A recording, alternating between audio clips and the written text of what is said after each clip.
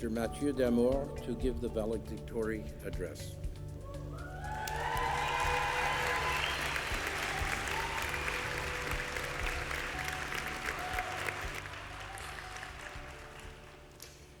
Hello, everybody.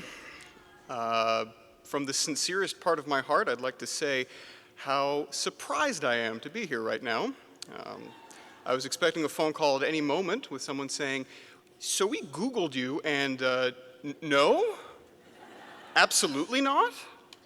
But that phone call didn't come, so you're stuck with me for the next 5 or so minutes. Hello, everyone. Chancellor Wiener, Vice Chairwoman Martin, President and Vice Chancellor Shepard, Dr. Thuy, distinguished guests and participants, fellow students, families, and friends. I'm pleased to address you on behalf of the graduating students of 2017 assembled here today. Before I begin, I would like to thank the Faculty of Arts and Science for the opportunity to speak to you as valedictorian, as surprising as it is. C'est un honneur incroyable pour moi d'être devant vous et j'en suis touché au-delà des mots. Toutefois, dans l'esprit de cette occasion, je m'efforcerai de partager avec vous quelques-unes de mes pensées sur notre parcours académique qui se termine aujourd'hui. When I received the email advising me of my selection for this role, I have to admit that I was distracted, and it took a while to sink in. You see, like many people in Montreal and all over Quebec, my attention was focused on the widespread flooding that affected the province in the last couple of months. I'm fortunate in that I haven't had to deal with the enormous toll of having to evacuate my home. Rather, I was focused on the flooding as a journalist to make sense of events and their immediate impact.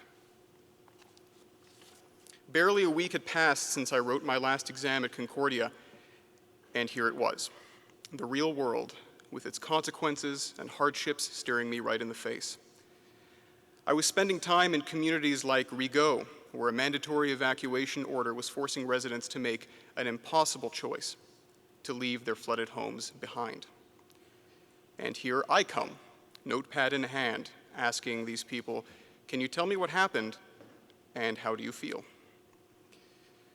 These last few weeks, I've thought a lot about my time at Concordia, both as a student in the journalism department and in the Faculty of Arts and Science, and the lessons that have been imprinted on me over the last 3 years.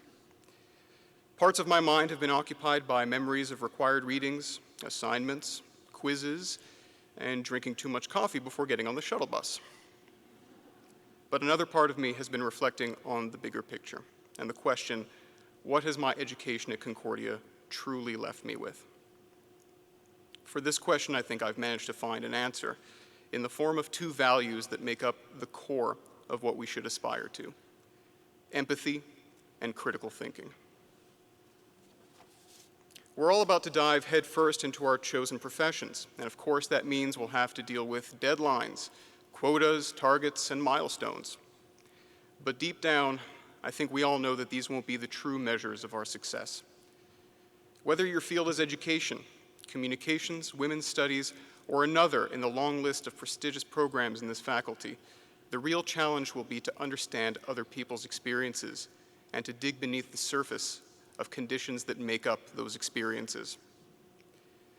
At the height of the flooding, I was in Pierrefonds, trying to get an interview with a woman who was on the verge of tears.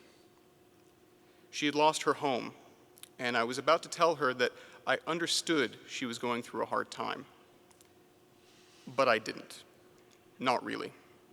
I couldn't without living through the same experience. So I told her the only honest thing I could.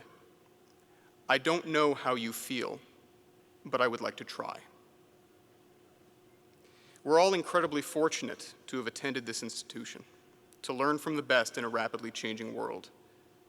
And that means we have a responsibility to try and make real, positive, and long-lasting impacts on our society, which all starts with empathy and critical thought.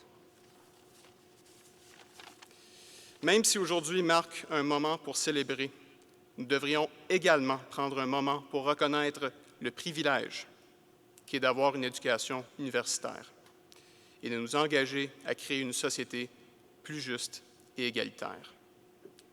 And with that, I'd like to thank the incredible teachers and staff at Concordia, as well as the family and friends that made it possible for me to stand here today, and to those who made it possible for you all to be sitting here. Thank you, and let's get to work.